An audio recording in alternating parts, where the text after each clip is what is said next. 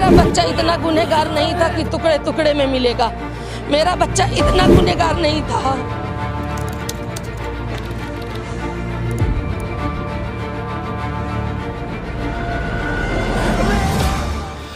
अब रुक करते हैं बड़ी खबर की ओर। खबर आ रही है भिवंडी से। बता दें कि भिवंडी में दोस्तों ने मिलकर अपने ही एक साथी की हत्या कर दी, जिसके बाद उसके शव को ज़मीन के अंदर गाड़ दिया।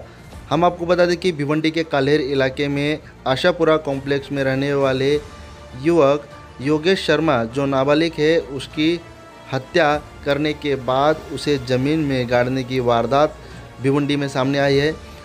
हम आपको बता दें कि 6 महीने पहले जब यह युवक भिवंडी के कामतघर इलाके में ब्रह्मानंद परिसर में रहता था, वहां पर 6 महीने पहले उसका कुछ लोगों से झगड़ा हुआ था, जिसके विवाद को लेकर इस घटना को अंजाम दिया गया।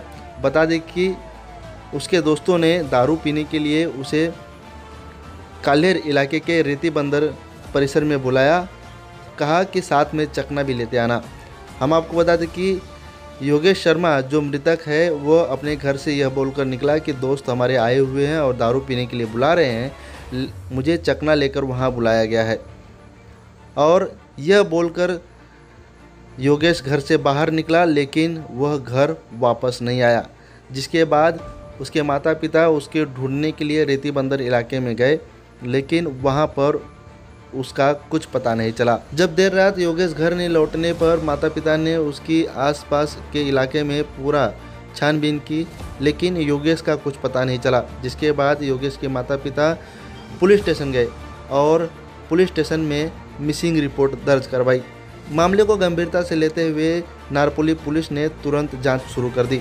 बता दें कि योगेश के दोस्तों के पास जब पूछताछ की गई तो उन्होंने पहले तो मना कर दिया कि ऐसी कुछ घटना हुई ही नहीं थी, लेकिन जब पुलिस ने कड़ाई से पूछताछ शुरू की तो मनोज टोपे और आयुष झा इन्होंने अपना गुनाह कबूल कर दिया। पुलिस के मुताबिक भिवंडी के कामतघर इलाके में 6 महीने पहले हुए आपसी रंजस को लेकर मनोज टोपे और आयुष झा ने योगेश शर्मा को दारू पीने के बहाने चकना लेकर बुलाया। रेती बंदर इलाके में योगेश चकना लेकर पहुंचा तो जरूर, लेकिन घर वापस नहीं गया, क्योंकि आयुष झा और मनोज टोपे के साथ 4 से 5 लोगों ने मिलकर योगेश शर्मा की हत्या कर दी थी।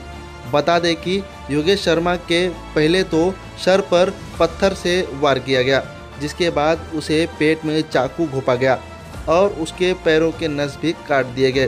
खून से लथपथ योगेश अपनी जान की भीख मांग रहा था, मदद के लिए पुकार रहा था, लेकिन किसी ने उस पर ना तो रहम दिखाई, ना ही उसकी मदद के लिए कोई वहां पर पहुंचा। आखिरकार योगेश ने वहां पर दम तोड़ दिया, जिसके बाद मनोज टोपे और आयुष झा और उसके साथियों ने मिलकर योगेश शर्मा के शव को रेती बंदर स्थित सुनसान इलाके में खड्डा खोदकर उसे गाड़ दिया। यही नहीं, आरोपी मनोज टोपे, आयुष झा और उसके साथी परिवार वालों के साथ मिलकर मृतक योगेश शर्मा को ढूंढने का ढोंग करते रहे। योगेश के माता पिता ने बताया कि जब वो कामतघर इलाके में रहते थे तब 6 महीने पहले उनका झगड़ा हुआ था और इन झगड़ों को लेकर बीच बीच में नोकझोंक होती रहती थी, जिसको लेकर अपहरण होने का शंका उन्होंने व्यक्त किया। जिसके बाद पुलिस ने इस शक के आधार पर आयुष झा और मनोज टोपे को गिरफ्तार कर लिया और उनसे जब छानबीन की तो उन्होंने मर्डर की ये पूरी दास्तान पुलिस के सामने बयान कर दी। योगेश के माता पिता ने न्याय की अपेक्षा करते हुए यह गुहार लगाई है कि योगेश ने इतनी भी बड़ी गलती नहीं कर दी थी कि उसे ये सज़ा दी जाए। वहीं योगेश के माता पिता ने यह भी गुहार लगाई है कि पुलिस जल्द से जल्द योगेश के सारे कातिलों को पकड़ के उन्हें कड़ी से कड़ी सजा दें। सर ऐसा है कि 6 महीने पहले का झगड़ा है।